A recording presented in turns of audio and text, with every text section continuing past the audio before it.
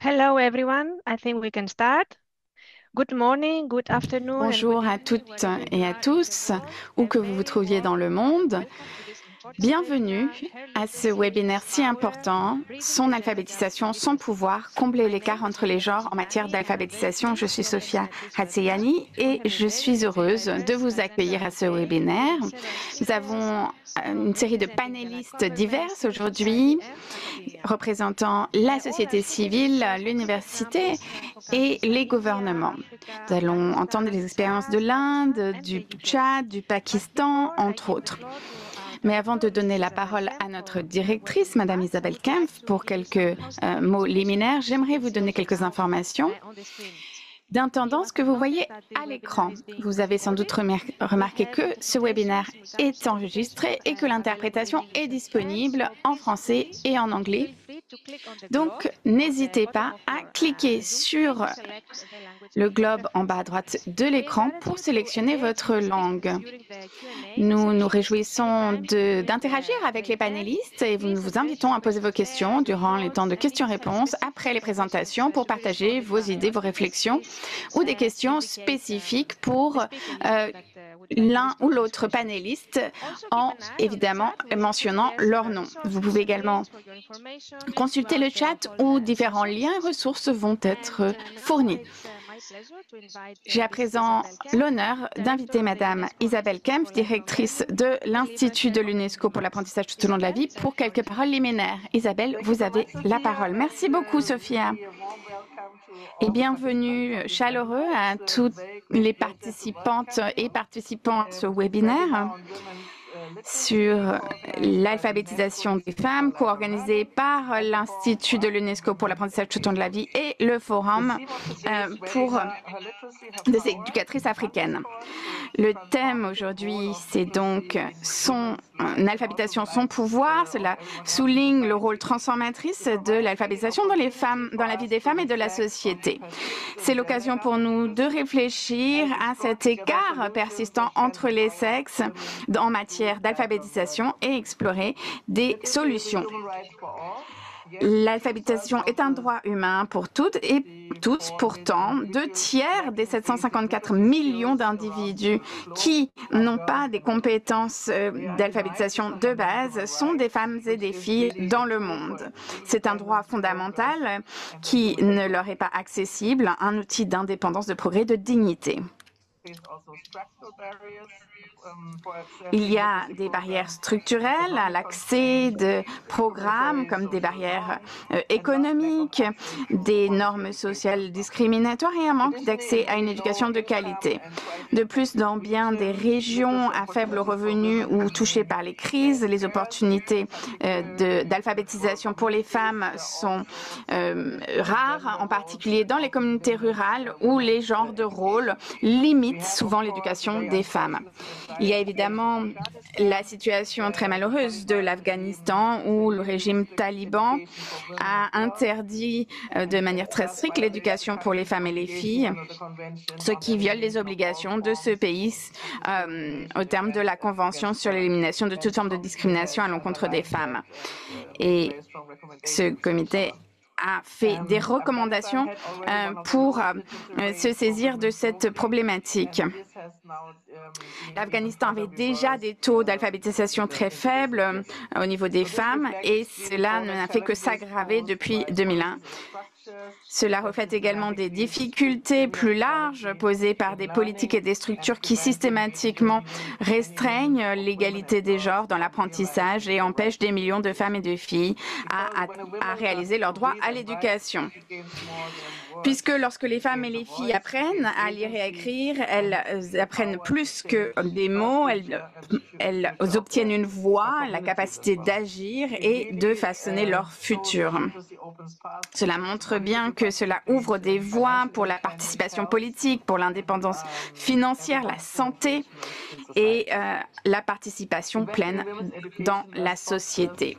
lifelong learning and enables them to contribute L'investissement dans meaningful l'éducation des to their femmes communities facilite l'apprentissage tout au across long de la vie et generations. permet Here again, I would say non seulement à elles, mais multi-generational aussi à toute learning leur can communauté also de transmettre ces apprentissages à travers les générations de grand-mère à mère à fille.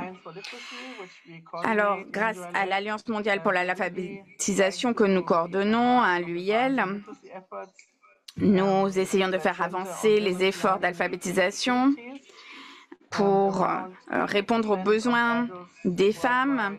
Autour de 80% des adultes à travers le monde qui n'ont pas des compétences d'alphabétisation basique vivent dans les 31 pays membres de l'Alliance, ce qui représente 605 millions de personnes. Parmi elles, 63% sont des femmes. Cela montre bien qu'il y a un vrai écart de genre en ce qui concerne l'alphabétisation. Ce webinaire aujourd'hui est l'opportunité d'ouvrir un espace pour les décideurs politiques, les praticiens, les chercheurs, pour qu'ils puissent échanger sur des stratégies efficaces qui permettent de resserrer cet écart en matière d'alphabétisation dans l'esprit du cadre d'action de Marrakech qui a été adopté par plus de 140 États membres.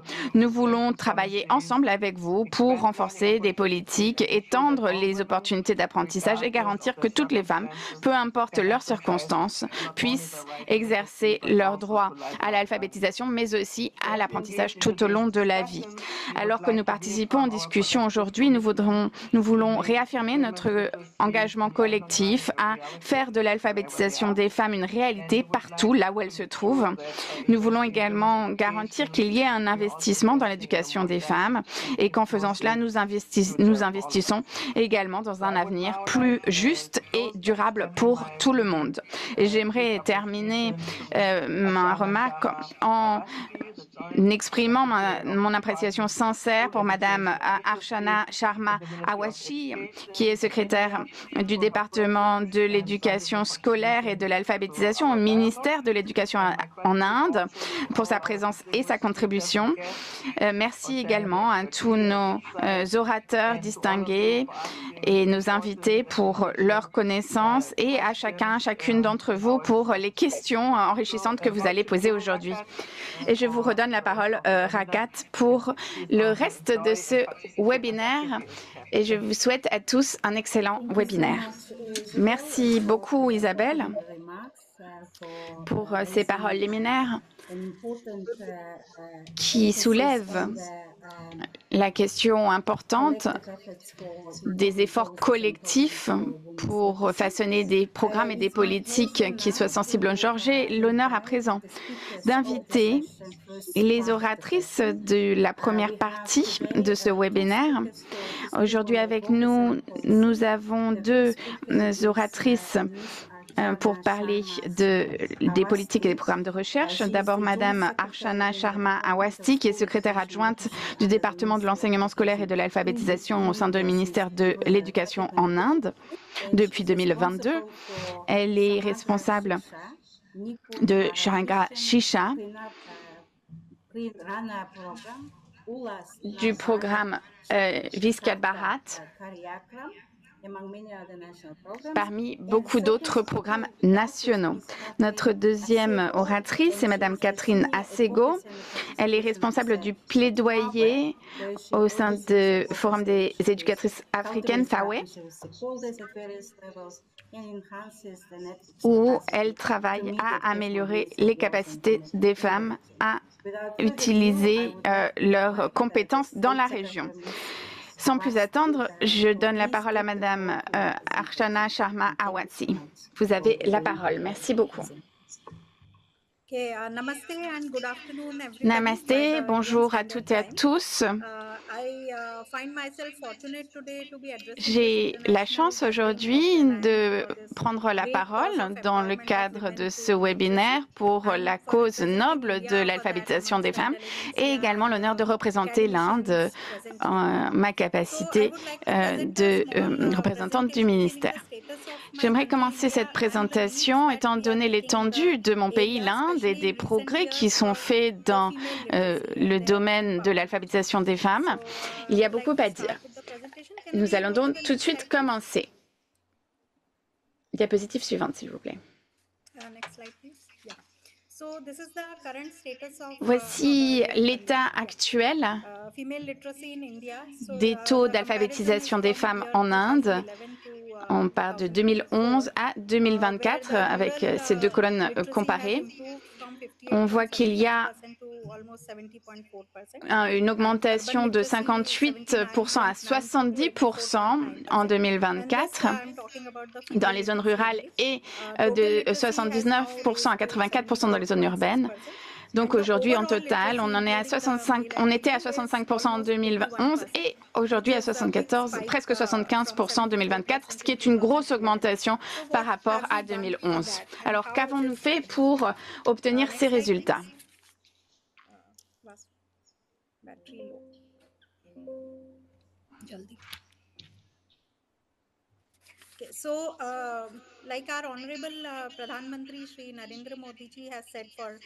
Donc notre Premier ministre Narendra Modi a dit que l'alphabétisation des femmes est fondamentale pour atteindre l'égalité des genres, l'inclusion sociale et le développement durable.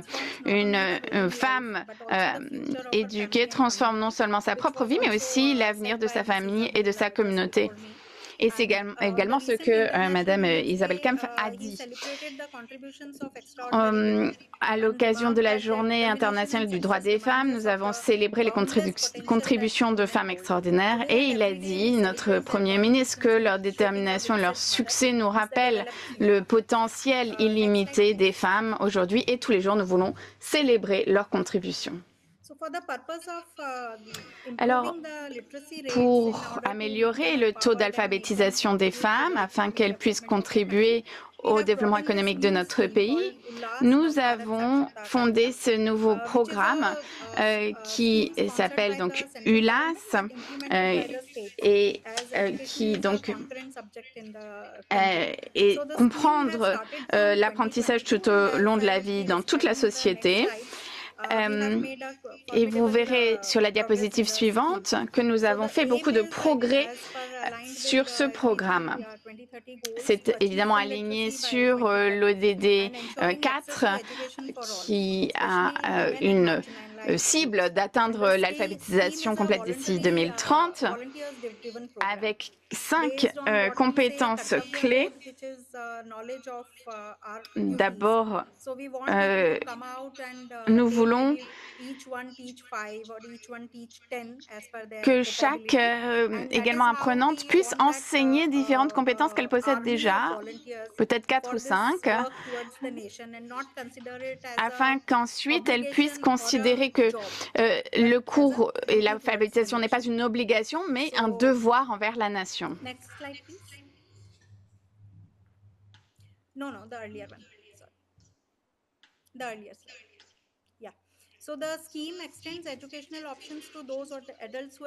Donc ce programme s'adresse à des adultes qui n'ont pas eu l'occasion d'aller à l'école et qui ont plus de 15 ans et qui n'ont plus donc droit à l'éducation gratuite obligatoire. Donc de plus de 15 ans, de tout contexte, puisque tous les enfants de moins de 15 ans en Inde sont censés être scolarisés. Donc nous nous adressons aux personnes de plus de 15 ans qui ne sont plus concernées par cette obligation. L'idée est de leur apporter des compétences fondamentales en apprentissage continu, en éducation continue et en éducation professionnelle. Ensuite, l'idée est également de leur donner accès à des cours passerelles ou des cours relais pour qu'ensuite ils puissent s'inscrire dans des écoles conventionnelles pour continuer leurs études. Nous voulons transmettre surtout la joie de l'apprentissage et la compréhension de ce qu'est l'apprentissage tout au long de la vie dans la société. Et moi, j'ai entendu de la part des participants que nous avons travaillé avec ce programme qui, dont l'acronyme est ULAS, qui veut également dire joie. Alors, les aspects principaux de ce programme, il se fait en mode hybride. Nous avions commencé à le faire en mode virtuel et puis nous nous sommes rendus compte que tout le monde n'avait pas accès à un appareil. Donc aujourd'hui, nous le faisons également en format présentiel. Donc, nous avons des centres pour l'éducation, des centres communautaires où les apprenants et les enseignants peuvent venir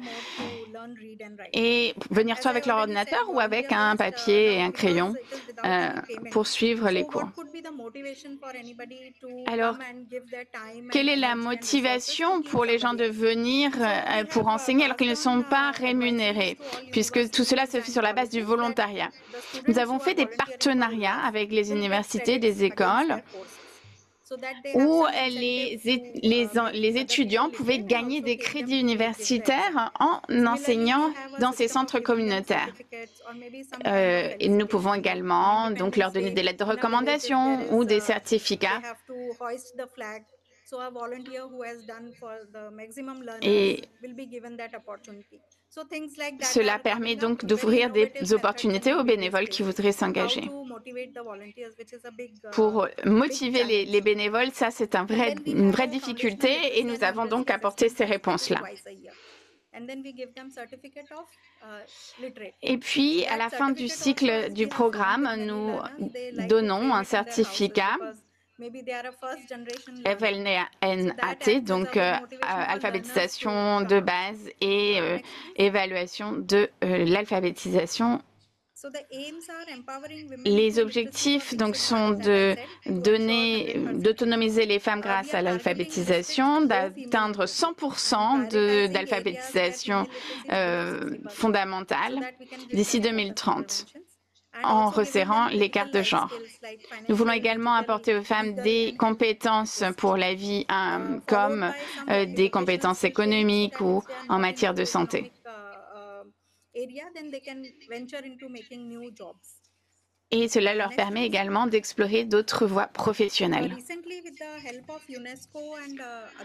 Récemment, avec l'aide de l'UNESCO et d'autres organisations de la société civile, nous avons trouvé une nouvelle définition de l'alphabétisation qui est évidemment alignée sur celle qui est donnée par l'UNESCO.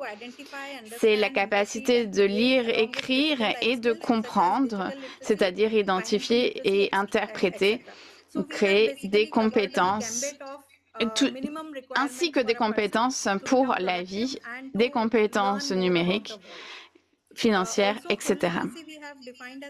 En ce qui concerne l'alphabétisation, nous avons défini 95% par État pour considérer qu'il y a un taux d'alphabétisation complet, puisque nous nous sommes rendus compte que 100% de taux d'alphabétisation n'est pas possible pour certaines personnes, comme par exemple les personnes extrêmement âgées ou qui ont des difficultés d'apprentissage ou des retards de développement cognitif.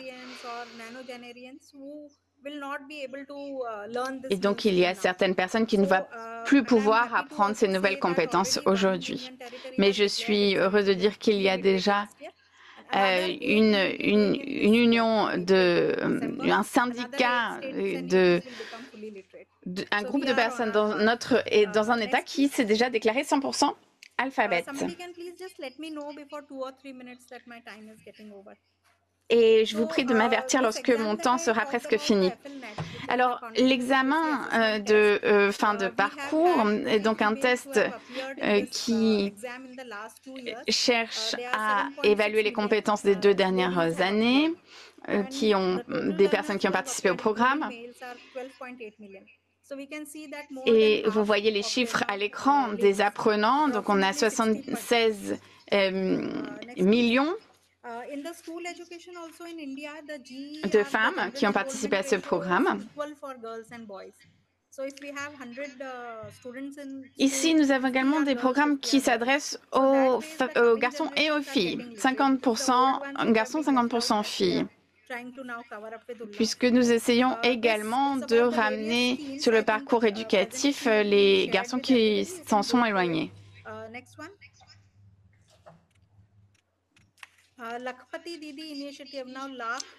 Alors, l'initiative Lakhpati Didis est une initiative qui s'adresse aux femmes des zones rurales, qui s'appuie sur donc, la journée des femmes, mais tout au long de l'année. en leur facilitant l'accès à l'acquisition de compétences pour la vie et des compétences qui permettent de gagner sa vie. Avec des groupes autogérés qui donc rassemblent des femmes qui sont déjà motivées à apprendre des compétences pour gagner leur vie, pour avoir des revenus pour leur famille et qui se forment donc en groupe autogérés. Et je vais vous donner quelques exemples. Ici, il s'agit de Rukaya Khatun. Elle vient de l'État du Jharkhand et elle a rencontré des difficultés lorsque son mari est décédé.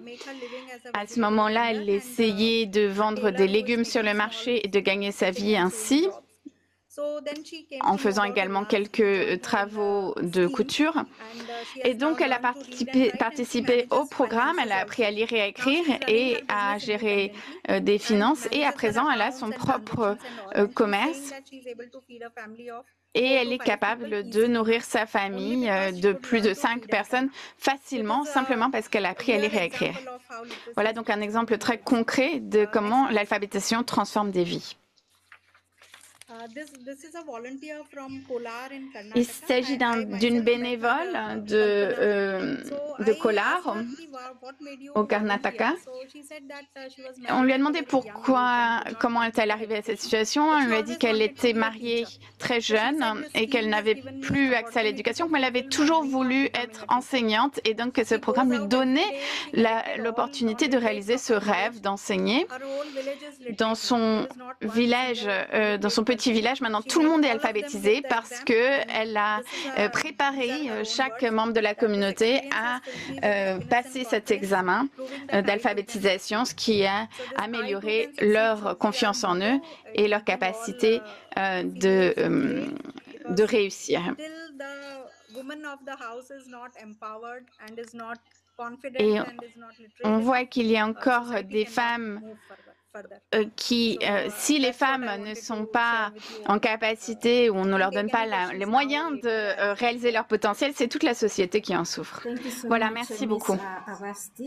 Merci beaucoup, Madame Awasthi, pour cette merveilleuse présentation sur certaines des politiques et des initiatives importantes à différents niveaux également du pays, de l'Inde. J'aimerais féliciter également les efforts de l'Inde pour améliorer l'alphabétisation des femmes dans votre pays et pour tous les engagements qui ont été faits pour que ces femmes puissent, comme vous le disiez, apprendre à lire et à écrire et réussir dans la vie. Une note très rapide avant de donner la parole à la prochaine intervenante. Madame Awasthi, il y a des questions. Oui, Sophia, je voulais également dire que je serais heureuse de pouvoir apporter notre appui, notre soutien à tout autre pays qui voudrait copier ou mettre en œuvre un programme similaire au nôtre. Oui, voilà, merci à l'Inde également de soutenir les autres pays de l'Alliance GAL. Je suis sûre qu'il y a d'autres pays qui seraient intéressés par cette collaboration avec l'Inde.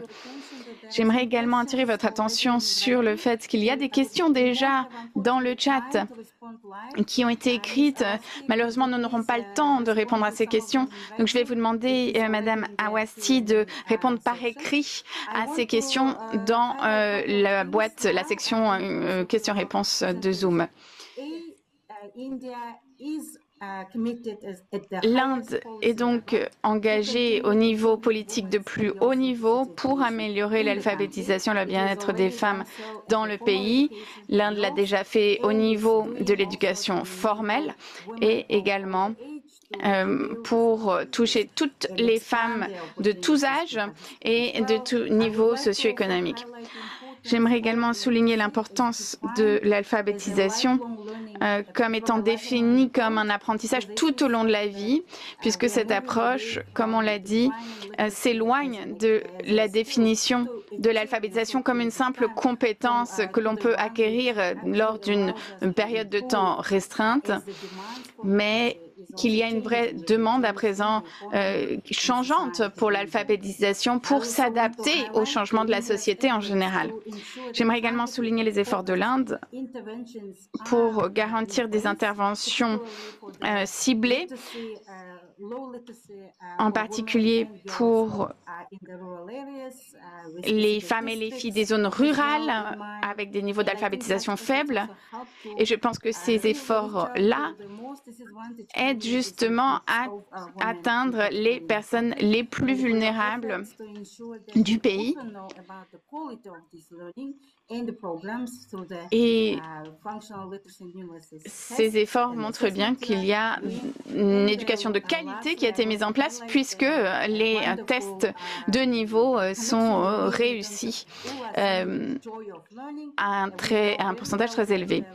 Donc nous savons que l'apprentissage, évidemment, doit faire l'objet d'une motivation pour les apprenants.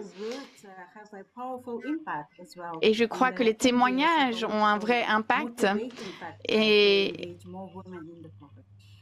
que cela peut aider d'autres femmes à vouloir s'engager également.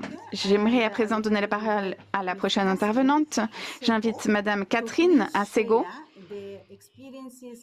à partager l'expérience et le travail de plaidoyer au niveau de son pays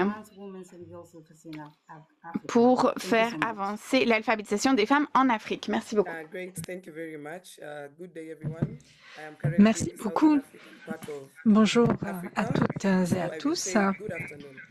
Et je m'exprime depuis l'hémisphère sud. Donc, bonjour tout le monde.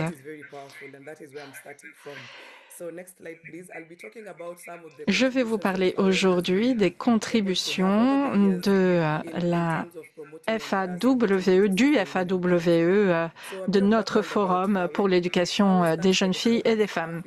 Donc, le FAWE, c'est le forum pour l'éducation le Forum des éducatrices africaines, qui a été fondé en 1992 par 5 ministres femmes de 5 pays africains, ministres de l'éducation, et qui est implanté dans 33 pays avec 34 chapitres nationaux. Nous sommes présents approximativement dans 12 pays, GAL, Ougal, la Sierra Leone, le Burkina Faso, le Bénin, le Tchad, les Comores, Éthiopie, Gambie, Guinée, Mali, Libéria, Nigeria et Sénégal. Pour nous, l'alphabétisation, c'est la capacité à lire et à écrire, mais également d'avoir accès et de comprendre les actualités pour l'autonomisation des jeunes filles et des femmes et également pour leur participation active au développement de la société dans le cadre d'une éducation qui se ferait tout au long de la vie. On fait également référence par cette alphabétisation à une connaissance culturelle et notre objectif, c'est de faciliter l'accès à l'éducation non seulement, mais aussi à l'information pour que les jeunes filles et les femmes puissent participer aux décisions qui vont les affecter. Et nous formons également un plaidoyer en faveur de programmes et de politiques d'alphabétisation qui soient équitables, porteurs de transformation et accessibles à tout un chacun, car nous en sommes convaincus, il ne faut laisser personne de côté, donc avec un focus sur les zones rurales, sur les zones les plus marginalisées et également affectées par le conflit. Donc, l'idée, c'est d'encourager à la mise en œuvre de pratiques d'alphabétisation qui prennent en compte les sexospécificités, qui soient inclusives pour que les jeunes filles et les femmes puissent changer leur communauté et leur pays.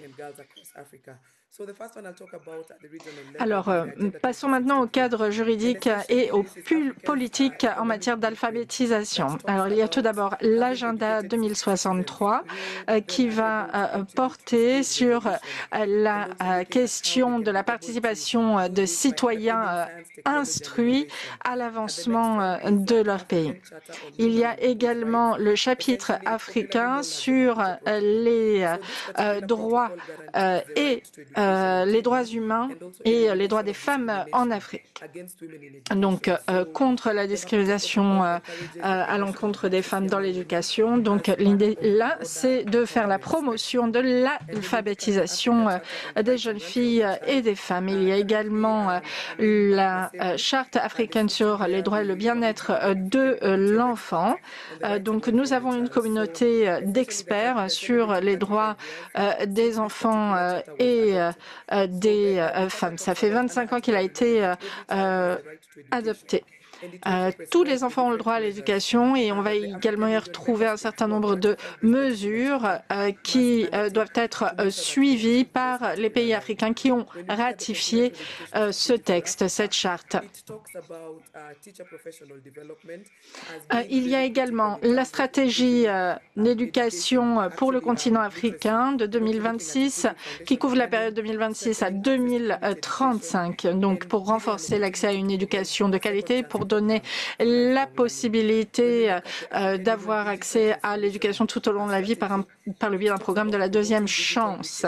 Il y a également la stratégie pour la transformation numérique de l'Union africaine qui couvre la période 2020-2030 et qui traite, entre autres choses, de l'écart entre les genres du point de vue des technologies numériques. Il y a aussi une stratégie continentale EFTP, sans oublier les politiques et les cadres nationaux de promotion de l'éducation des jeunes filles et des femmes. Alors voici un certain nombre d'interventions que nous avons mis en place dans le cadre de notre forum, dont un modèle pédagogique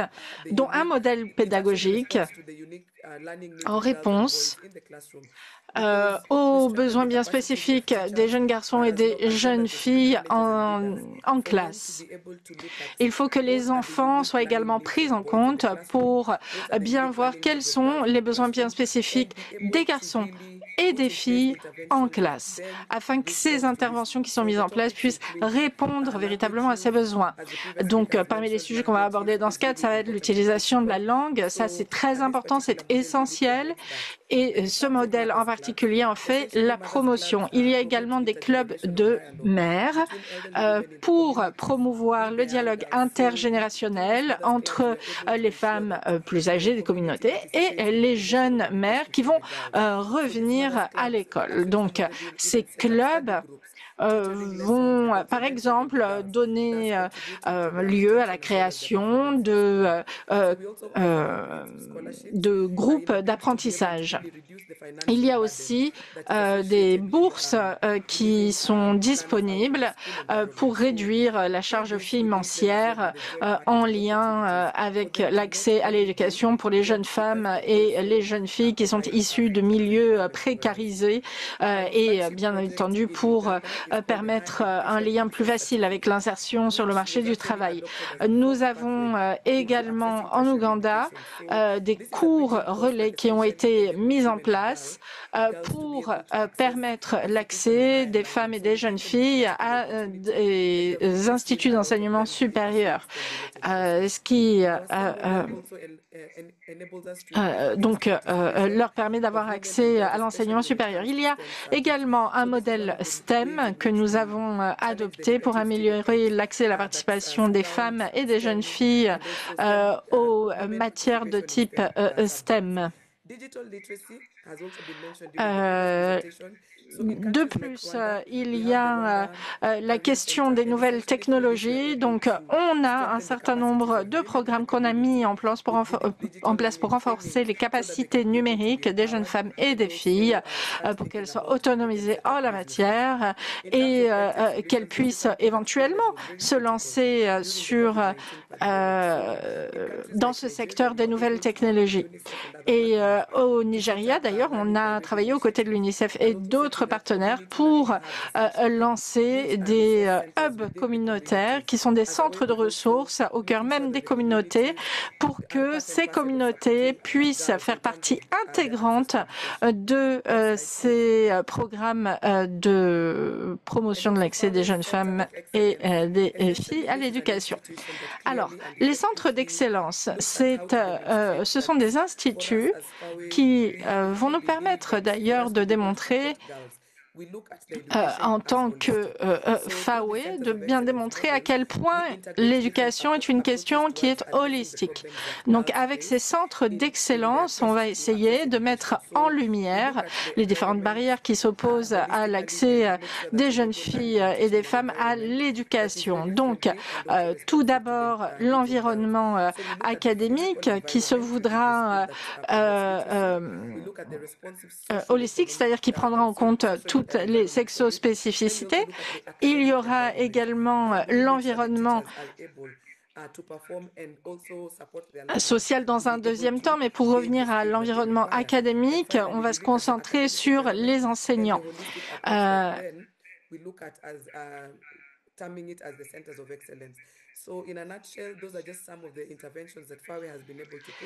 Donc voilà les interventions qu'on a mises en place au fil des ans pour apporter tout notre soutien aux jeunes filles et femmes.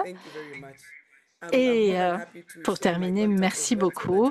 Je serai ravie de partager avec vous mes coordonnées pour que si vous avez des questions ou si vous avez envie d'enclencher un dialogue, on pourra être en contact. Merci une fois de plus. Merci à vous, Madame Asego, de cette magnifique présentation sur toute la contribution du forum FAWE. Merci également au FAWE d'avoir rejoint l'Alliance GAL et sa plateforme. Vous êtes désormais effectivement un membre à part entière du réseau. Alors, quelques petits points sur lesquels je souhaitais revenir en lien avec votre présentation. Tout d'abord, l'importance d'avoir un cadre juridique d'envergure continentale dans votre cas, pour que l'alphabétisation des femmes ne soit plus vue comme étant une question d'ordre national, mais plutôt d'ordre continental. Et puis également, un certain nombre de cadres tout à fait importants auxquels vous avez fait référence avec le protocole de Maputo, avec d'autres cadres auxquels vous avez fait référence et qui permettent effectivement d'avancer dans la bonne direction. Et puis, l'idée que cette question n'est pas uniquement une question qui va concerner exclusivement l'alphabétisation des femmes. Non, c'est une question de droits humains. Et le plaidoyer peut nous permettre de renforcer cette idée que l'alphabétisation des femmes est une question de droits humains. Et puis, vous avez également fait une déclaration très importante. Dans les interventions que vous avez listées, tout d'abord, le club des mères.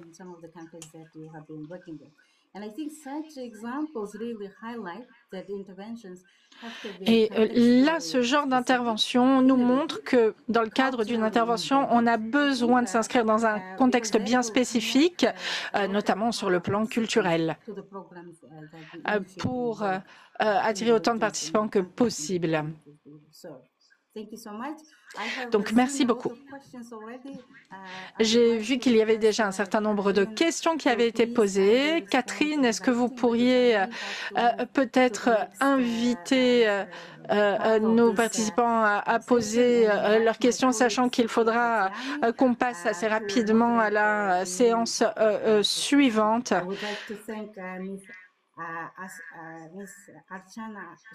Donc, merci à Madame Archana Sharma Avasti, secrétaire adjointe du département de l'enseignement scolaire et de l'alphabétisation du ministère de l'Éducation en Inde. Merci. Et merci à Catherine Assego, responsable du plaidoyer du Forum des éducatrices africaines au FAWE, de leur formidable présentation. Sophia, c'est à vous pour la prochaine table ronde.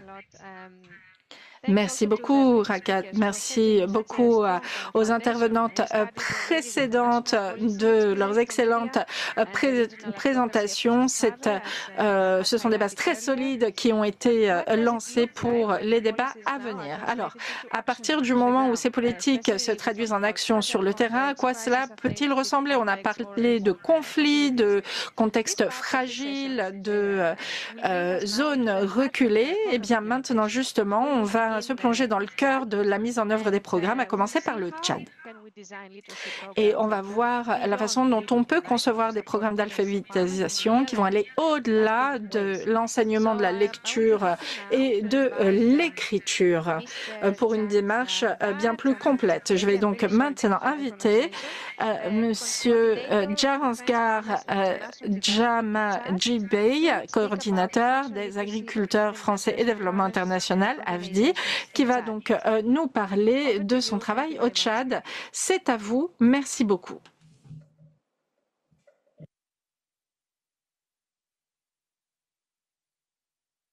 Merci beaucoup. Merci à tous et à toutes pour cette opportunité. Je voudrais parler du projet alphabétisation fonctionnelle des femmes membres des organisations paysannes au Tchad. Ce projet est mis en œuvre par trois organisations, Aster International, Lead Tchad et puis le CNCPRT, avec la participation des trois organisations paysannes. Oui, le prochain slide. Donc, le contexte qui nous a amené à la mise en œuvre de ce projet, déjà, c'est les données du PNUD au niveau en 2021, qui parle de l'indice de développement humain, qui classe le Tchad l'avant-dernier, donc 190e sur 191, et le taux national d'alphabétisation qui est assez faible, donc 32% des femmes, 48% des hommes, mais en milieu rural, c'est encore plus bas. Vous voyez que c'est 14% des femmes contre 47% des hommes. Cette situation renforce les inégalités entre les hommes et les femmes et même l'accès même aux ressources pour les activités agricoles. Et nous avons constaté aussi que l'analphabétisme est un frein à la réalisation des activités des femmes pour leur épanouissement socio-économique. Euh, Devant cette situation, AFDI et ses trois partenaires ont répondu à un appel à projet de l'Agence française de développement pour un projet de 4 ans. Et puis, euh, comme nous ne sommes pas spécialistes d'alphabétisation, nous avons essayé d'adapter l'alphabétisation à notre contexte, donc un peu l'accompagner avec tout ce qui est formation agricole, formation technique, mais aussi d'utiliser une méthode, la méthode Reflect, qui permet de concilier l'alphabétisation au développement. On peut avancer. Donc, le projet a été mis en œuvre pendant une durée de 4 ans. Et pendant ces 4 ans, la première année, nous avons organisé d'abord un diagnostic territorial sensible au genre qui nous a permis d'identifier les lieux d'alphabétisation, de sélectionner les formateurs, la méthodologie et la formation des formateurs en méthode réflexe, bien sûr, mais aussi en stratégie genre et sélectionnait aussi les apprenantes. Ce diagnostic nous a permis aussi de prendre en compte le contexte socio-culturel dans la mise en œuvre du projet. Et nous avons identifié des points de blocage, des obstacles liés à l'alphabétisation des femmes, comme vous connaissez un peu la situation socio-culturelle que nous avons en Afrique. Donc, ces points, nous les avons transformés en, en thématiques de sensibilisation auprès de la communauté. Je voudrais citer rapidement en passant, par exemple, des hommes analphabètes qui craignent que leurs femmes soient alphabétisées et qu'elles n'acceptent plus de vivre avec eux. Ou, voilà. Donc, ils se sentiront pas à l'aise de voir que leurs femmes les quittent juste parce que, elles s'épanouissent mieux.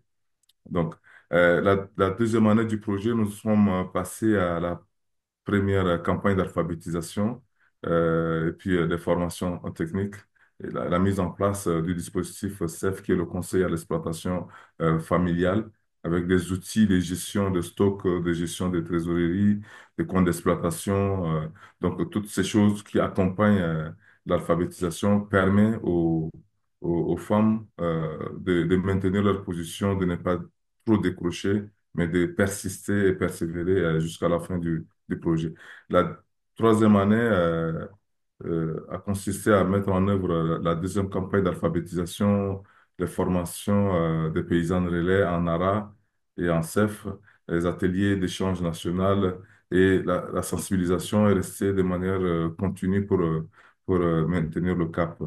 La quatrième année, c'était plutôt la troisième cycle d'alphabétisation avec la capitalisation, les plaidoyers politiques et le renforcement des formateurs techniques et en conseil d'exploitation familiale.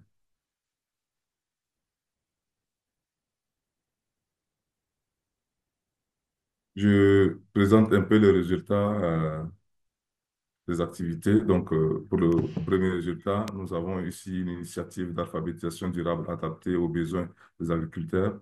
Donc, nous avons euh, lancé une démarche de capitalisation et nous avons rédigé un guide d'alphabétisation avec toutes les thématiques qui ont été sollicitées pendant le diagnostic. Et nous avons lancé le parcours de formation des facilitateurs qui sont les encadreurs de centres d'alphabétisation.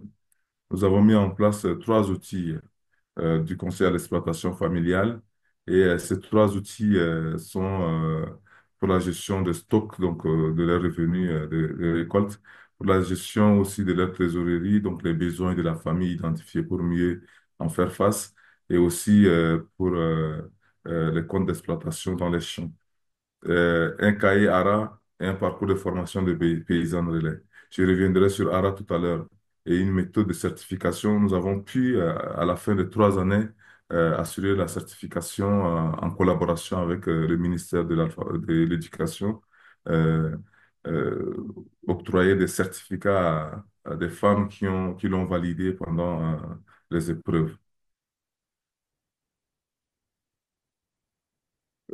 Pour le résultat 2, l'alphabétisation et renforcement des capacités des agricultrices, membres des OP, nous avons eu au total 2716 personnes, dont 2657 femmes ont suivi au moins une campagne d'alphabétisation.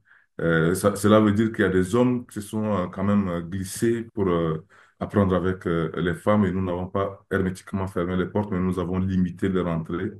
Et nous avons 1661 personnes ont validé au moins une évaluation parce que à la fin de chaque année, il y a une évaluation et à la fin de la troisième année, il y a un test, une épreuve de certification. Nous avons à la fin de la troisième année, bien sûr, 1161 personnes ont passé ce test de certification, dont 1033 l'ont validé. Et pendant la certification, nous avons ajouté des, des modules supplémentaires sur le CEF. Donc, il y a 858 femmes qui ont validé l'épreuve du CEF en plus de l'alphabétisation. Oui. Au niveau du résultat 3, nous avons 120 femmes responsables paysannes qui ont été formées en leadership et en vie associative. Nous avons le Collège des femmes, c'est l'organisation nationale des femmes productrices qui a été redynamisée. Et 59 paysannes relais, c'est des animatrices endogènes au niveau des communautés qui ont été formées et qui, à leur tour, accompagne 69 groupements et 1204 femmes sur la gestion financière. Nous avons 80 paysans relais formés sur l'animation et l'atelier réflexion action. Et deux thématiques de plaidoyer ont été traitées et portées au niveau national. Beaucoup plus intégrer l'alphabétisation à toutes les formations professionnelles qui se développent dans le pays et aussi mettre un quota euh, d'accès aux formations pour les femmes. Oui. Je reviens un peu sur la méthode. Nous l'avons choisie. Pourquoi? Parce que c'est une méthode qui permet de, de, d'axer l'enseignement sur les problèmes des apprenantes et de leur réalité. Donc, imaginez que pendant une séance, une femme vient en pleurant parce que son mari l'a battue. Systématiquement, cela devient le thème de causerie débat parce qu'il y a une phase de causerie débat où les femmes sont en cercle, elles discutent sur un thème bien défini et l'apprentissage, lire et écrire, découle de ce thème. Donc, avec cette méthode, on n'apprend pas à lire et à écrire simplement, mais l'apprentissage est fixé et s'appuie sur des thématiques bien précises et qui sont proposées par les apprenantes elles-mêmes. Donc, ça leur permet d'apprendre dans des métiers dans leur niveau pour leurs besoins socio-économiques.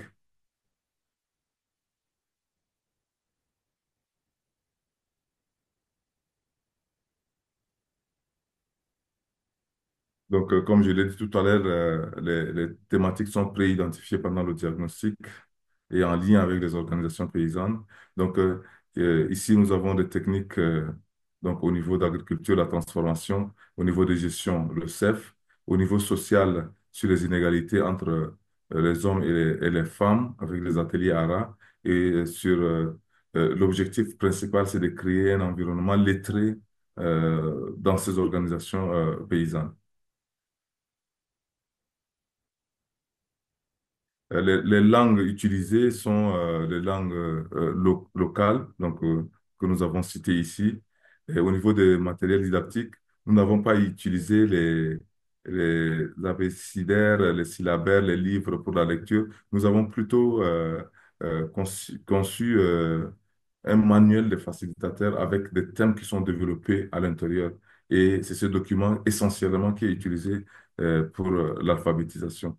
Le projet a vu le jour uniquement dans deux provinces du Tchad sur les 23, donc le Logone oriental et le Mandoul dans le sud, dans l'extrême sud du pays, avec 12 centres dans le Logone oriental et 12 dans le Mandoul.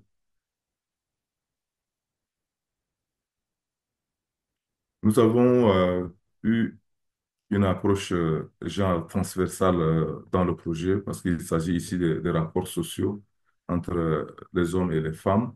Parce que si vous connaissez mieux le contexte africain et du Tchad, vous saurez que les femmes ne sont pas associées à des prises de décision, même déjà au niveau des maisons, les filles sont surchargées avec les travaux ménagers et que les garçons sont plus libres pour étudier, pour aller à l'école, mais les filles n'ont pas droit à l'école. Elles sont plutôt pour les travaux ménagers.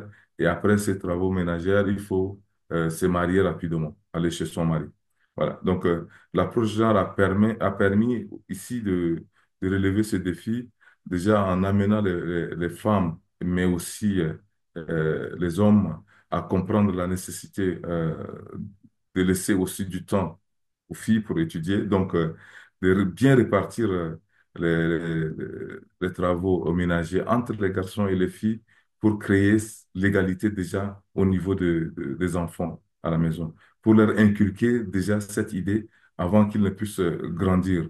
Et avec les techniques ARA, les femmes sont arrivées à mieux discuter avec les hommes pour les convaincre, pas pour s'imposer, mais avec une stratégie pour les convaincre à accepter de le faire. Et à la fin, beaucoup des hommes ont décidé d'aider même les femmes dans les cuisines ou dans les travaux ménagers à la maison.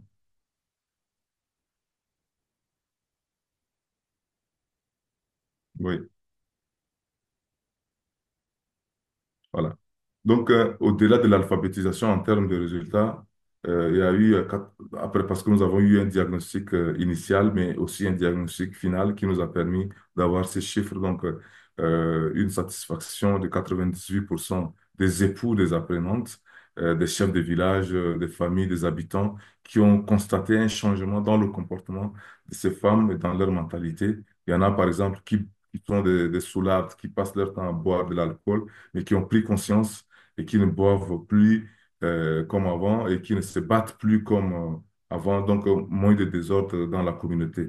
Nous avons aussi meilleure répartition sexuelle des tâches ménagères, comme je l'ai dit tout à l'heure, avec entre les filles et les garçons, et la disparition des craintes formulées au départ par les hommes, genre si ma femme est alphabétisée, est-ce qu'elle va continuer à vivre avec moi? Est-ce que c'est pas un danger pour moi? Cette crainte a disparu avec les sensibilisations tout au long du projet. Après, les hommes sont devenus plus confiants parce que vers la fin, les hommes même demandaient aux femmes, aujourd'hui, tu pars pas à l'alphabétisation, aujourd'hui, est-ce que tu n'as pas cours? Donc, les hommes même poussaient parce que ils ont compris la nécessité de l'alphabétisation dans leur foyer. Et surtout que les femmes arrivent à lire les carnets des hôpitaux, à lire avoir accès aux soins, comment administrer les médicaments aux enfants. Donc, il y a des choses essentielles qui se sont développées dans les ménages et qui ont amené les hommes à prendre conscience, à être confiants auprès des femmes. Oui, voilà. Donc, en termes de défis, nous avons eu des difficultés dans ce projet à faire le suivi individuel de ces apprenantes. Nous avons lancé l'alphabétisation, nous avons les résultats, mais dire combien, comment, euh, quel changement s'est produit dans chaque personne. Nous avons eu vraiment cette difficulté. Même si nous avons identifié quelques femmes, nous les avons accompagnées à faire leur parcours de vie pour voir leur changement. Nous n'avons pas pu élargir sur toutes les apprenantes. Ça, c'est resté un défi pour nous.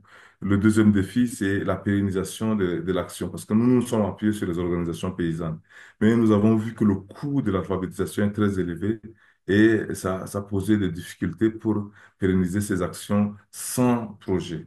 Et le troisième défi, c'est la gestion des enfants pendant les séances d'alphabétisation, parce que les mamans qui ont des enfants à côté, pendant les cours, ou garder leurs enfants. Donc, peut-être développer des garderies pour que les enfants trouvent leur place là-bas et libèrent leur maman pour qu'elle puisse suivre normalement les cours d'alphabétisation.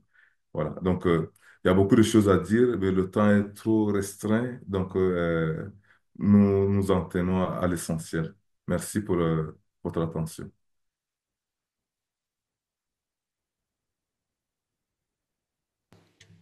Thanks a lot, Mr. Jambaji Merci Beye, for beaucoup. this insightful Merci beaucoup, Monsieur presentation. Jamdamji Beye. Vous avez bien montré comment l'alphabétisation est liée à d'autres domaines.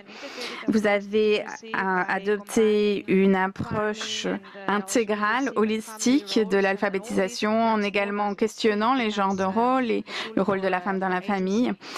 C'est un vrai outil pour l'autonomisation des femmes. Vous avez également choisi une approche régionale. Vous avez pu, je crois, atteindre plusieurs centaines de femmes. Et à présent, la question se pose de comment pérenniser ces projets dans les zones rurales avec des facilitateurs locaux, avec le renforcement des capacités. Vous avez également parlé du travail avec des partenaires locaux dans les organisations paysannes, en particulier dans votre cas. Vous utilisez également les langues locales pour ces ateliers et des matériels d'enseignement contextualisés, adaptés, afin qu'ils soient pertinents aux besoins de la population des femmes de la région. Merci beaucoup à nouveau. Nous allons à présent aller en Afghanistan avec la prochaine intervenante. En Afghanistan, évidemment, les défis sont profonds et graves, avec des complexités politiques et de genre. Cependant, il y a des organisations engagées qui essayent de promouvoir l'éducation et l'apprentissage des femmes en particulier depuis de nombreuses années maintenant pour répondre à leurs besoins urgents. Étant donné les restrictions strictes du gouvernement envers l'éducation des femmes du régime taliban, comment est-ce que les femmes peuvent continuer à se saisir d'opportunités d'apprentissage? C'est avec cette question que j'aimerais inviter notre collègue de l'UNESCO, du bureau hors siège de l'UNESCO à Kaboul, en Afghanistan, Madame Arzang Yousefi, qui est chef d'équipe en alphabétisation des jeunes et des adultes et éducation de base, qui va nous parler de la mise en œuvre d'un programme d'alphabétisation pour les femmes en Afghanistan. Vous avez la parole, Arzang. Merci beaucoup, Sophia. Vous avez soulevé une question très importante et une question à laquelle il est difficile de répondre, mais je vais faire de mon mieux pour vous parler un petit peu d'un programme qui est cher à mon cœur au sein du bureau de l'UNESCO à Kaboul.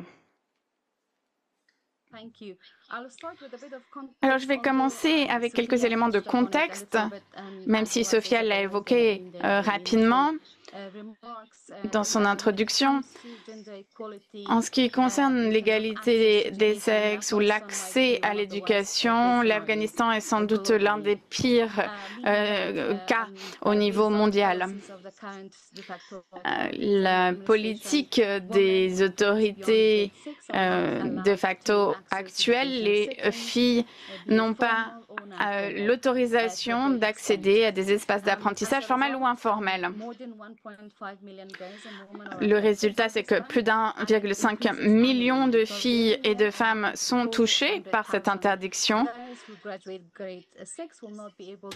ce qui veut dire que beaucoup d'entre elles ne pourront plus continuer leurs études à cause de cette interdiction. Au niveau mondial, le taux d'alphabétisation en Afghanistan est l'un des plus bas, puisqu'il n'atteint que 37,3%, avec un écart frappant entre les sexes, ce qui veut dire que seulement 22,6% des femmes peuvent lire et écrire par rapport à 52,1% pour les hommes. Parmi les femmes, les différences sont encore plus marquantes entre les régions de l'Afghanistan et différentes provinces.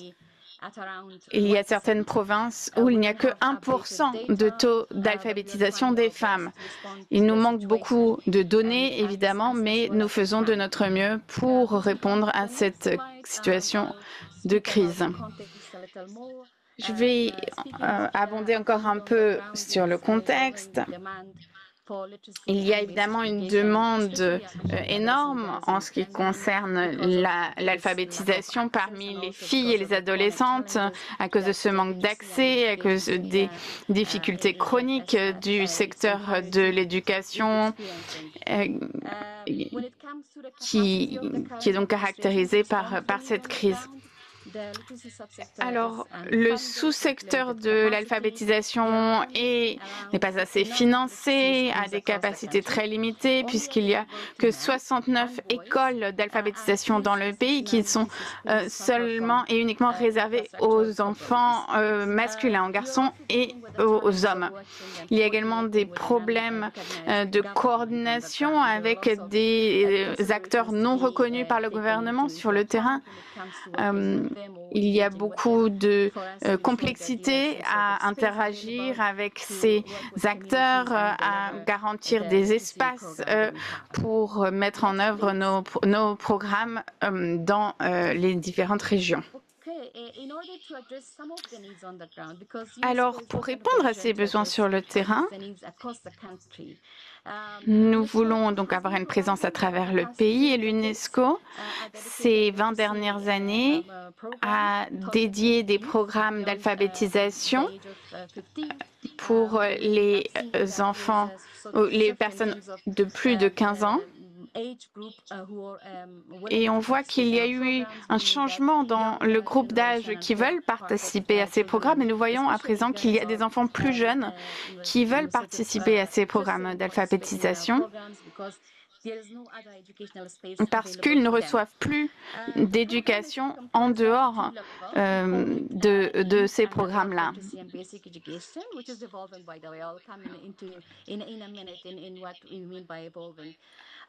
Et donc, nous avons développé ce programme YALB, donc qui concerne les jeunes adultes et d'une éducation en évolution. Je vais vous parler un petit peu plus de ce que cela veut dire, avec plusieurs niveaux. Et lorsque le niveau 6 est terminé, la personne qui a terminé ce cycle devrait pouvoir intégrer une troisième année d'école élémentaire. En plus de ces offres d'alphabétisation, il y a également des offres d'éducation aux compétences pour la vie, donc ce qui s'adresse à des personnes qui ont déjà terminé les cours de lecture, écriture et mathématiques basiques. Et je peux vous donner plus de détails si cela vous intéresse. Un autre sujet transversal de notre programme est l'apprentissage socio-émotionnel, ainsi qu'une formation pour les communautés qui sont touchées par le changement climatique, par les tremblements de terre ou les inondations ou d'autres catastrophes naturelles, avec des formations à l'atténuation et la préparation en cas de catastrophe naturelle. Nous avons également une très grande composante de ce programme qui est la mobilisation des communautés afin que toutes les communautés soient impliquées dans ce programme, ce qui est clé pour la mise en œuvre efficace du programme lui-même. Alors, quand je parle de la mise en œuvre ou d'un modèle opérationnel du programme, j'aimerais ici souligner une composante essentielle, c'est-à-dire notre approche basée sur la communauté. Depuis en 2021, avec le changement de régime, nous avons changé notre stratégie de collaboration avec le gouvernement en établissant des comités d'alphabétisation dans chaque village. Et ce sont les facilitateurs qui eux-mêmes enseignent le programme. Et comme je l'ai dit, nous ciblons les jeunes et les adultes de plus de 15 ans. Même si à présent le programme évolue et nous voyons de plus en plus de jeunes garçons et de jeunes filles plus jeunes qui désirent participer au programme, et on ne veut évidemment fermer la porte à personne. Et donc nous les laissons également participer même s'ils sont plus jeunes. Nous travaillons avec des partenaires non gouvernementaux sur place, en l'absence de programme gouvernemental. Et cela change la modalité de travail puisque c'est assez nouveau pour nous de faire cela, puisqu'auparavant nous travaillions en coopération avec le gouvernement. Mais aujourd'hui, nous travaillons donc avec des organisations locales et des communautés. Et donc cela demande beaucoup de renforcement des capacités pour ces partenaires. Nous avons également un système d'évaluation et de suivi qui a été mis en œuvre pour également faire le suivi des résultats des apprenants. Alors, ce programme offre différents parcours pour l'apprenant. Le premier, c'est lorsque l'apprenant a terminé le niveau 1, il peut passer au niveau 2. Et au niveau 2, nous espérons que ce niveau 2 l'amènera au niveau 3. Mais s'il désire faire après le programme, après le niveau 1, l'apprenant peut également choisir d'autres types de formations comme l'alphabétisation basée sur les compétences ou les compétences permettant de gagner sa vie. Nous avons renforcé la partie compétences pour la vie dans notre programme, en particulier pour les filles et les femmes.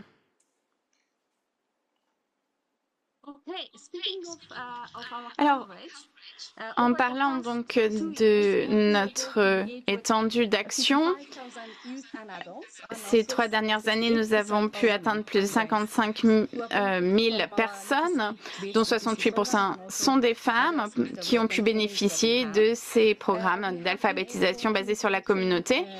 Nous avons pu également former plus de 3 700 facilitateurs communautaires qui ont été donc formés pour enseigner des cours d'alphabétisation avec des ressources ou du matériel pédagogique, de leçons audio, plus de 200 leçons audio qui ont été enregistrées et produites, ainsi que des leçons vidéo. Il y a 14 régions, 20 provinces ont pu bénéficier de cela et nous avons un partenariat avec un programme établi par l'UIL de l'UNESCO, l'apprentissage et l'alphabétisation intergénérationnelle et familiale, FIL, afin de renforcer la pérennisation du programme.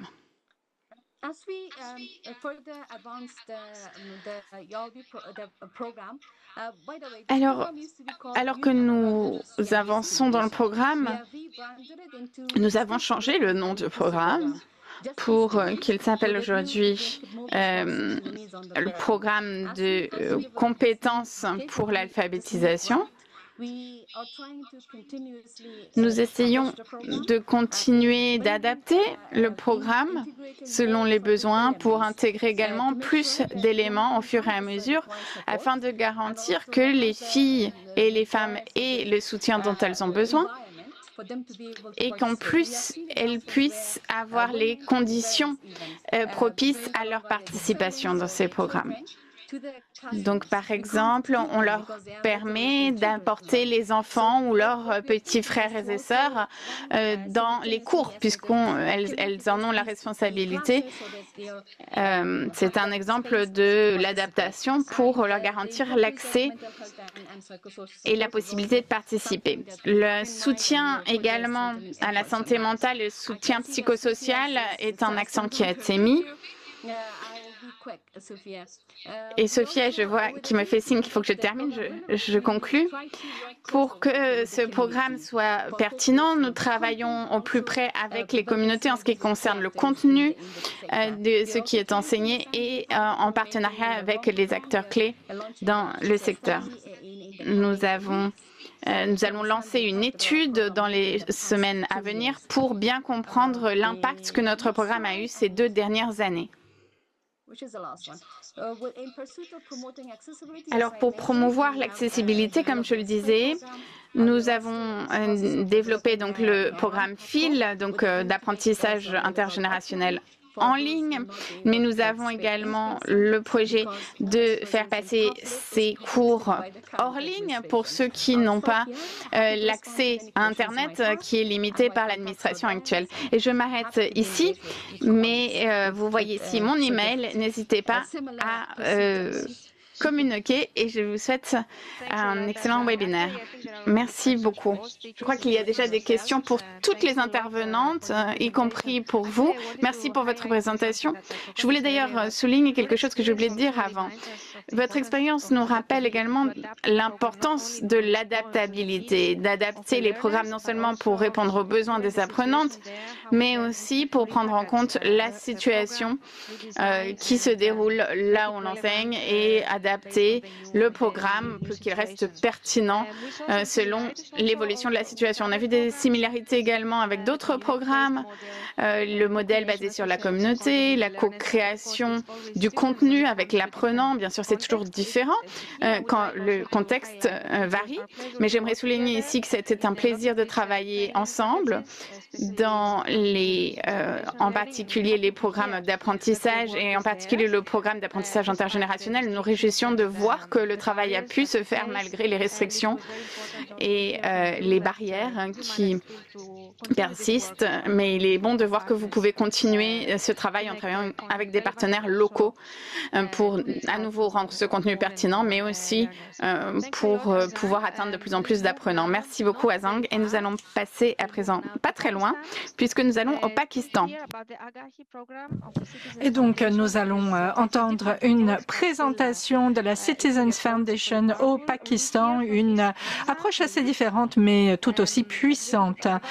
Madame Amna Khalid va s'exprimer, conseillère exécutive donc de la Citizens Foundation. C'est à vous.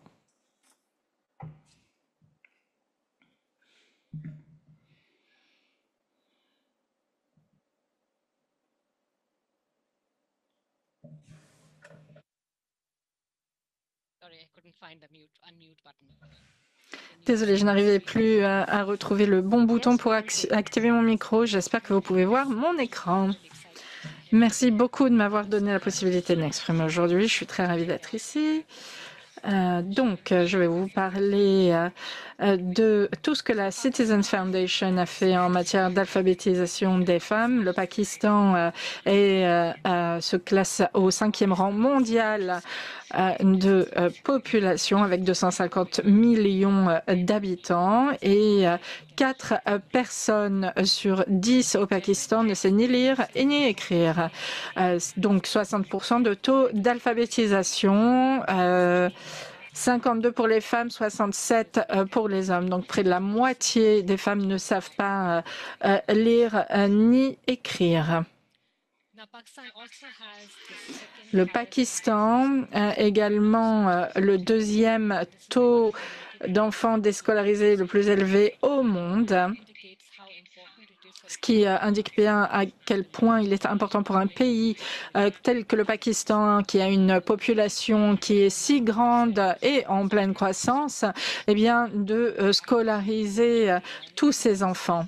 Et des femmes qui vont savoir lire et écrire seront d'ailleurs plus susceptibles d'envoyer leurs propres enfants, notamment leurs filles, à l'école. La Citizens Foundation, ou TCF, a été créée en 1996 et anime à l'heure actuelle, enfin, à la charge de 2033 écoles dans le primaire et dans le secondaire à travers le pays pour 301 000 enfants qui viennent de milieux défavorisés. Notre vision, c'est la suivante, faire des citoyens du Pakistan des agents, des vecteurs de changement positif. Et notre mission, c'est par le biais d'une éducation de qualité, eh bien, de rendre possible une meilleure sensibilisation des jeunes hommes et des jeunes femmes. Alors, notre réseau d'écoles s'appelle AGAI ou sensibilisation.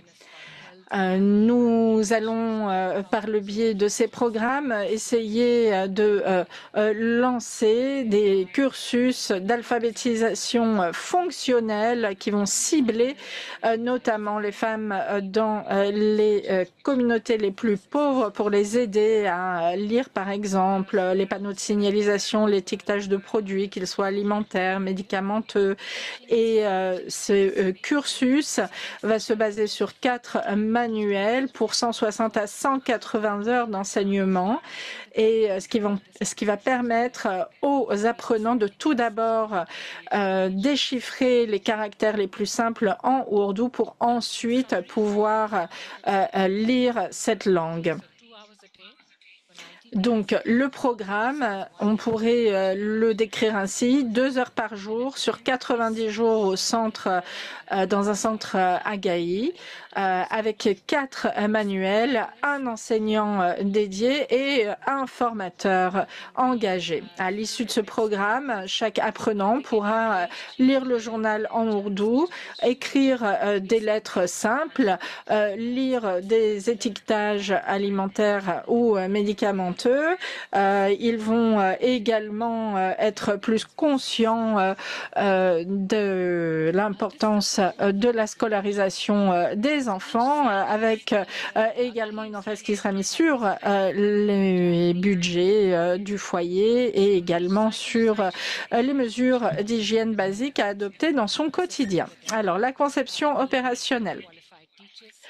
On va tout d'abord se concentrer sur l'enseignant. L'enseignant au cœur de notre programme qui va ensuite pouvoir engager les apprenants. Et ensuite, on va sélectionner les formateurs d'enseignants pour la formation des enseignants. Et on va les envoyer dans notre réseau pour réaliser leur formation. On va également envoyer tous nos supports pédagogiques. Il y aura également un inspecteur qui sera envoyé de façon régulière pour vérifier que tous les programmes sont bien mis en œuvre et il y a également des résultats périodiques qui sont envoyés. Il y a des examens qui sont réalisés et ensuite c'est la phase de clôture du programme. Jusqu'à présent, c'est dans 74 villes que nous avons organisé nos programmes, nos cursus pour 15 000 centres d'alphabétisation et 252 000 apprenants. Notre réseau de scolarisation formelle a permis à son programme non formel de gagner en importance et en envergure. Et ça, c'est extrêmement important, cette dichotomie formelle et informelle. Cela nous permet de mobiliser les communautés, de recruter des enseignants, de former, d'effectuer un suivi de nos mécanismes et puis également d'assurer l'expansion géographique de notre réseau. Voici la trajectoire de croissance de notre programme. Plus de 34% de croissance avec plus de 65 000 apprenants qui sont ainsi concernés chaque année. Donc, de façon cumulative, ce sont plus de 252 000 apprenants. Juste avant la crise du Covid, on avait réalisé une étude d'évaluation qui avait été réalisée par une tierce partie, la SAE, ou Société pour l'avancement de l'éducation. Cette étude avait porté sur les nouveaux apprenants et également sur les jeunes diplômés dans 11 districts. Et grâce à cette étude, on a pu mieux comprendre tout ce qui est rendu possible par l'alphabétisation au sein de nos communautés. Tout d'abord, la mobilisation des communautés. Ça a été un ingrédient clé. les femmes qui apportent le soutien aux femmes. C'est le cercle vertueux qu'on essaye d'enclencher. Et d'ailleurs, toutes nos enseignantes sont des femmes. Donc,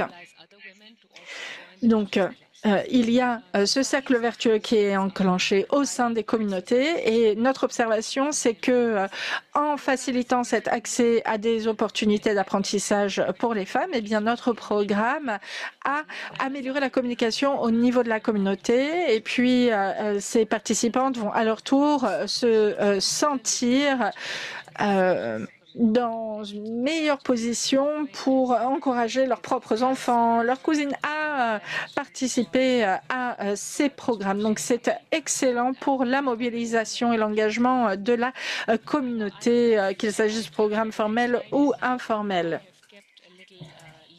Alors, il y a des liens pour les 3 prochaines slides qui seront affichés, qui permettront d'avoir accès aux témoignages vidéo si vous le souhaitez. Alors, autre grand avantage de ce programme, c'est une plus grande sensibilisation aux questions économiques par un meilleur accès au marché grâce à une meilleure capacité à lire des messages SMS et également une meilleure mobilité puisque ces femmes étaient ainsi en capacité de lire les panneaux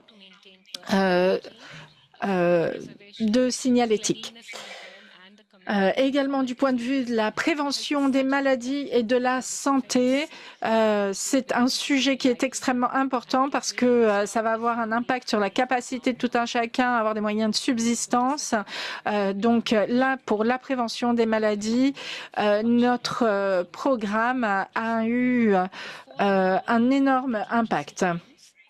L'alphabétisation, elle va être également extrêmement importante pour l'harmonie sociale, l'harmonie au sein de la société. Donc, comment communiquer de façon simple et aimable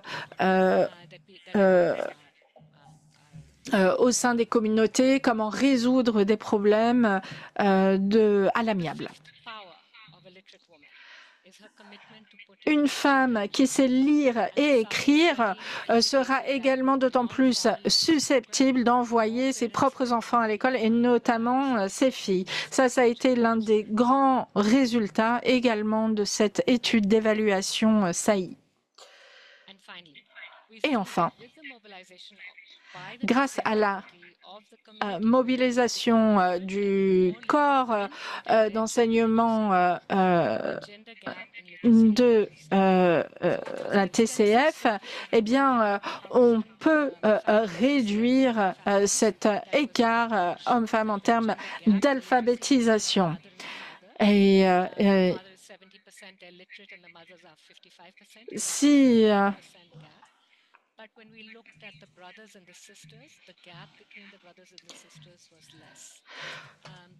donc qu'il s'agisse des pères ou des mères, des frères ou des sœurs, on voit qu'à partir du moment où il va y avoir un certain nombre de membres de la famille qui vont savoir lire et écrire, eh bien, cela va avoir un impact, un effet d'entraînement positif. Et maintenant, d'ailleurs, on commence à bien progresser à l'échelle nationale chez les jeunes enfants. Il y a une véritable progression qui peut d'ores et déjà être observée. Alors, du point de vue de la mise en œuvre, quelles sont les grandes difficultés? Tout d'abord, s'assurer d'une certaine qualité, mais à grande échelle. Qui dit croissance dit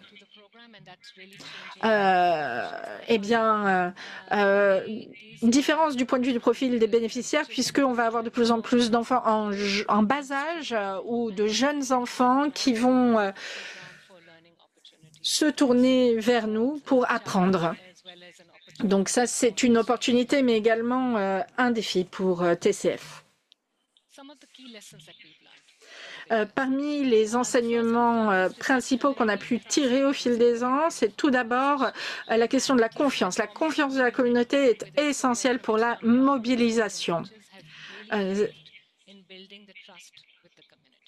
Et là, les enseignants sont un pivot essentiel pour tisser cette confiance, tisser des liens de confiance avec la communauté. Deuxièmement, la conception des cursus et leur côté opérationnel doit être prise en compte. Il faut que ce soit simple, il faut qu'il y ait un bon équilibre du point de vue des plans de cours pour répondre d'ailleurs à un certain nombre de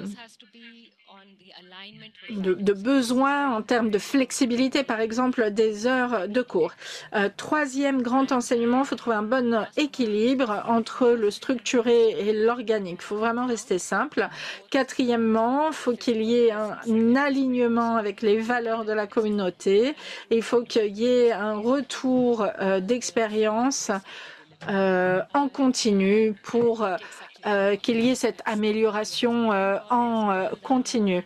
$10 par apprenant pour qu'il puisse acquérir les bases de la lecture, de l'écriture et du calcul. C'est ce qu'il faut sur une période de 3 ou 4 mois. Voilà, j'en ai terminé avec ma présentation. Merci beaucoup de m'avoir donné la possibilité de m'exprimer aujourd'hui. C'est à vous, Sophia. Merci beaucoup. C'était très intéressant de voir la façon dont vous avez établi des liens entre le titre de cette conférence et ce que vous faites. Par exemple, les caractéristiques clés d'un cursus qui sera solide et le fait que ce cursus, il faudra qu'il soit pleinement aligné avec les valeurs de la communauté.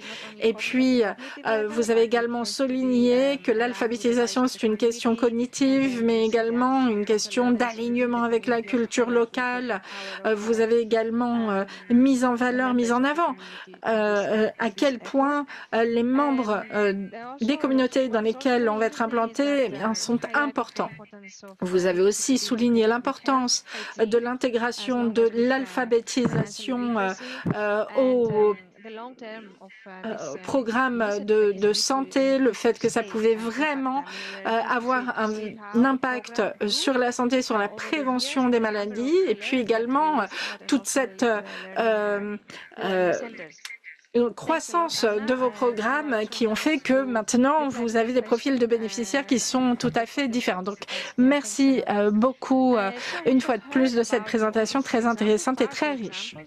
Alors on a entendu un certain nombre d'exemples tout à fait révélateurs du terrain, du Tchad, de l'Afghanistan, du Pakistan. Maintenant on va rentrer un petit peu plus dans une optique de recherche.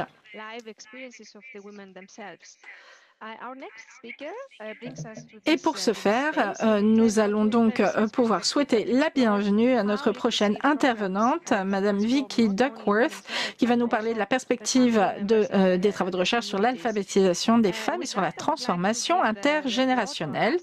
Donc, ce sera notre dernière intervenante pour notre conférence, Madame Vicky Duckworth, professeure de formation continue de l'université Edge Hill au Royaume-Uni. La parole est à vous.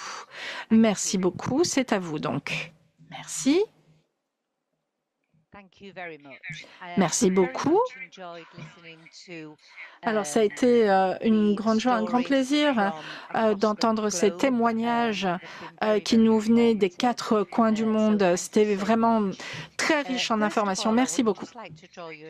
Alors, tout d'abord, quelques mots pour vous dire que cette présentation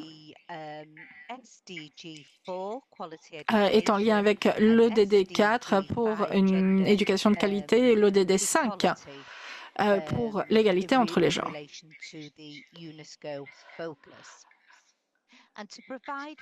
Sachant que nous sommes donc ici à l'UNESCO. En Angleterre, 30% des adultes de 16 à 24 ans peuvent être décrits comme ayant un niveau d'alphabétisation extrêmement bas.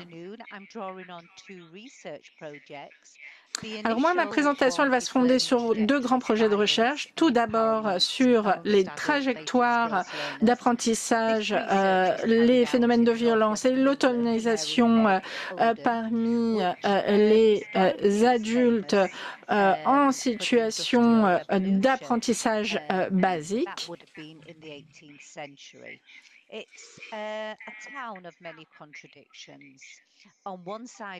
Alors, un petit peu de contexte historique. La révolution industrielle avait transformé Oldham, petite communauté largement inconnue en dehors du sud-est du Lancashire, l'une des villes industrielles du pays au XVIIIe siècle, qui a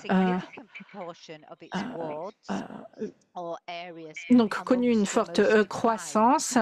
Or, cette ville connaît des niveaux élevés de pauvreté, avec une proportion importante de ces quartiers parmi les 10 ou 20% les plus défavorisés d'Angleterre.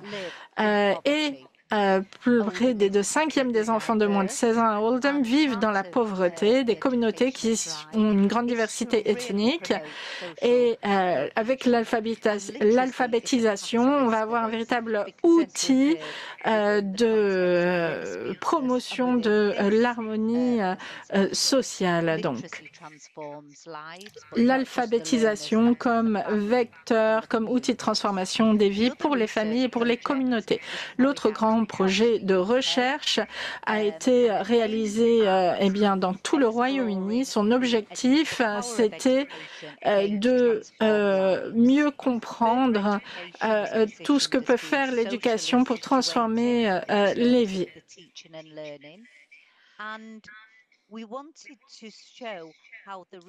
Là, l'idée, c'était de montrer que ces travaux de recherche peuvent démontrer que l'enseignement est un outil organique de transformation des vies et un espace où l'espoir peut être en soi un vecteur de changement.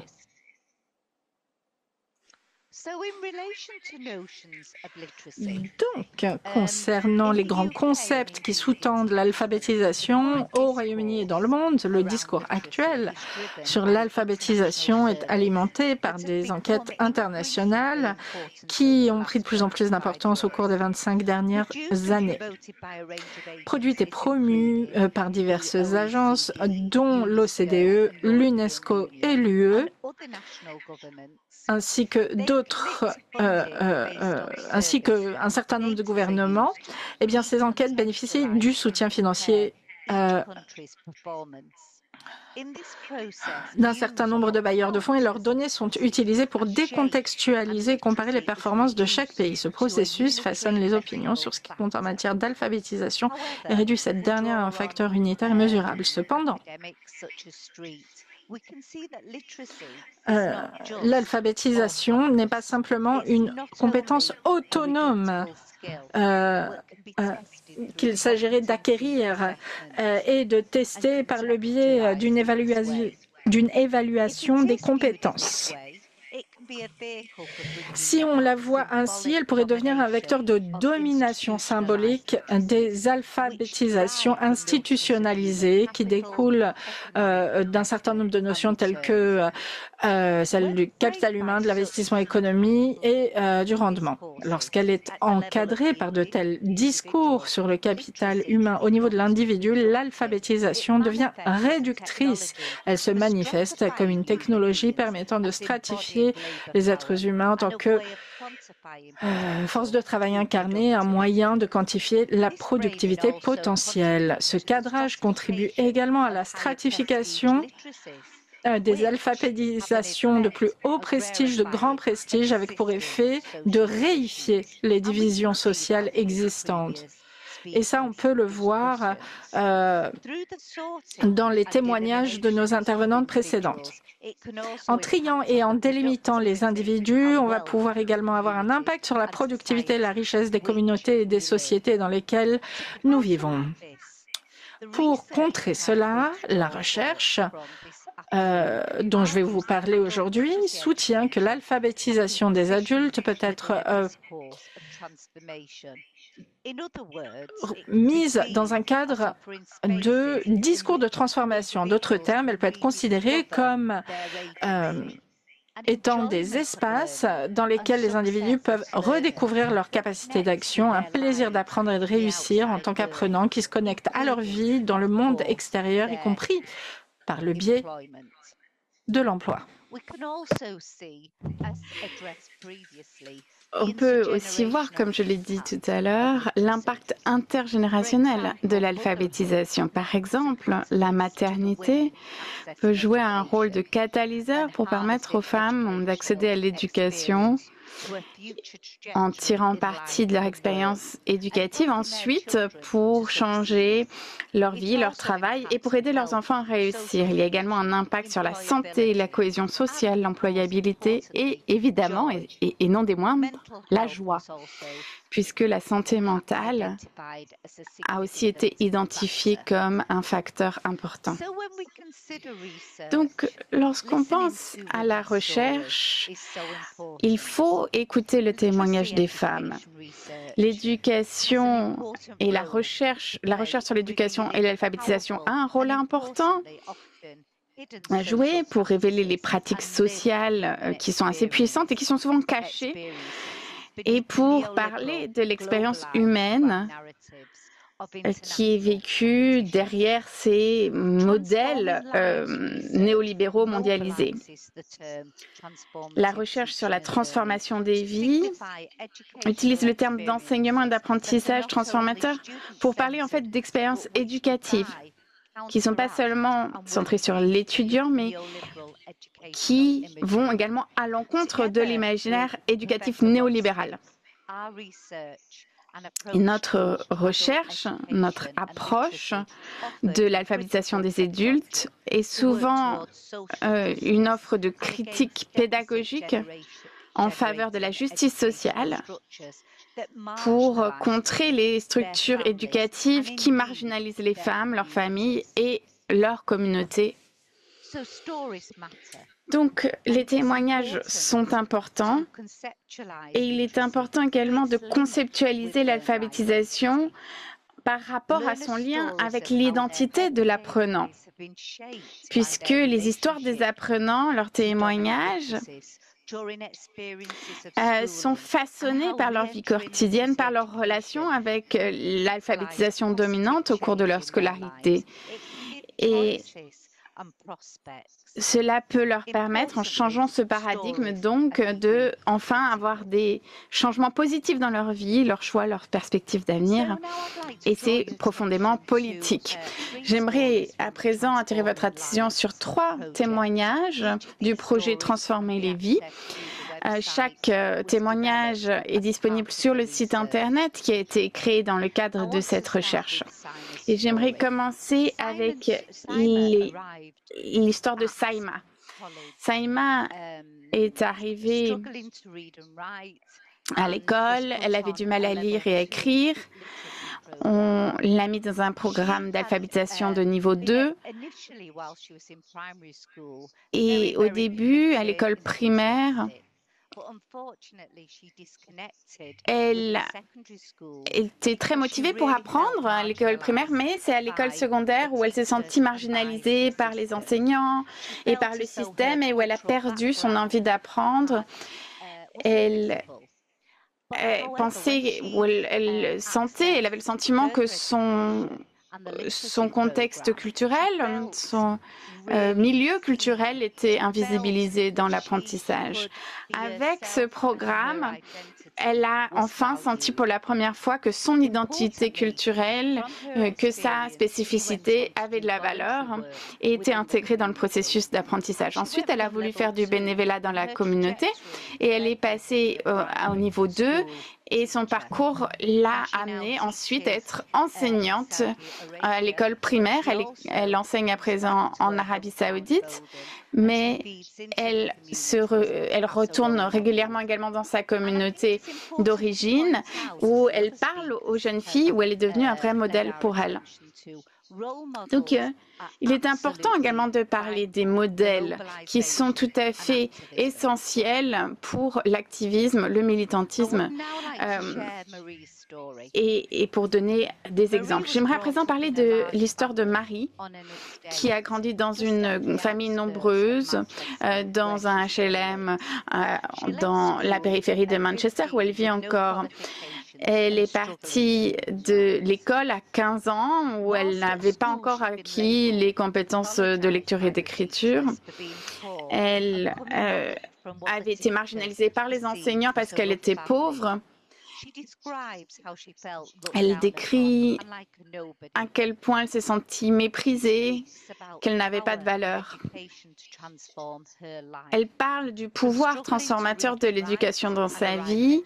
Elle est passée d'un état où elle avait du mal à écrire, où elle est arrivée aux études secondaires et elle est devenue une jeune maman. Et à présent, elle a eu un développement où l'alphabétisation, les cours d'alphabétisation lui offrent de l'espoir, de la dignité et une opportunité de rompre le cycle de la pauvreté. Il s'agit d'un cycle de pauvreté intergénérationnelle qu'elle a pu rompre. Et j'aimerais à présent partager une vidéo où Marie parle de son histoire.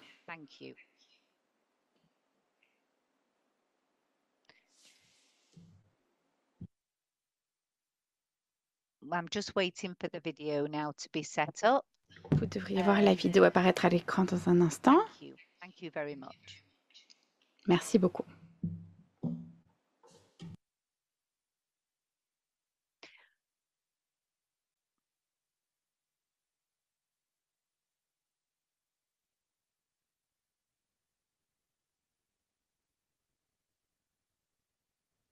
I don't think there's any sound. I can't hear any sound on that video. Please, can you? Il semblerait que le son ne fonctionne pas sur la vidéo. Je vous demande de mettre le son de la vidéo, s'il vous plaît. Give us 1 second, Vicky. We'll do that. Thank you very much. Whilst we're waiting for the video. En attendant que la vidéo fonctionne, j'aimerais vous parler de Marie. Toutes ces vidéos que je vous montre, elles sont disponibles sur Internet. Et j'ai choisi, moi, un extrait de la vidéo où elle parle de l'alphabétisation, son retour à l'éducation et l'impact que ça a eu sur son rôle de maman et comme cela a changé sa notion même d'éducation de son propre fils.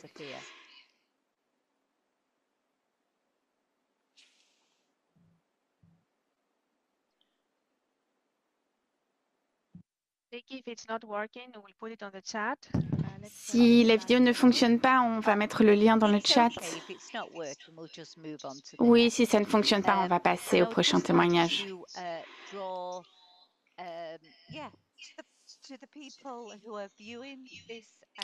Et pour vous qui regardez cette présentation et les autres présentatrices, je vous en prie, prenez un moment pour regarder cette vidéo et l'écouter parce qu'il y a beaucoup à apprendre. Je crois que c'est important que lorsque nous partageons des témoignages, nous donnions la possibilité aux apprenantes eux-mêmes de raconter leurs histoires dans leurs mots, avec leurs accents, leurs dialectes, parce que souvent lorsqu'on fait de la recherche, il y a souvent des notes qui sont prises sur les vidéos ou des citations, mais je crois que les vidéos sont un vrai outil puissant pour capturer la vraie voix des participantes et les mots qu'elles utilisent pour décrire leur expérience. Et ça a été un élément fondamental de ma recherche. Le dernier témoignage est celui de Jackie. Jackie a de nouveau repris des études en tant qu'adulte et elle est à présent enseignante, ce qui lui a permis de se reconnecter à sa culture. C'est ce qui a été dit par d'autres intervenants. Une éducation qui est sensible à la culture des apprenantes a le potentiel de transformer les apprenants pour qu'ils deviennent eux-mêmes auteurs de leur histoire et de leur vie. Beaucoup des femmes dans cette étude ont malheureusement été victimes d'inégalités socio-économiques dans leur vie et elles sont très conscientes du fait qu'elles sont stigmatisées, qu'on leur a collé une étiquette sur le front.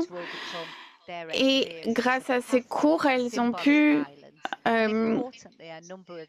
surmonter les difficultés.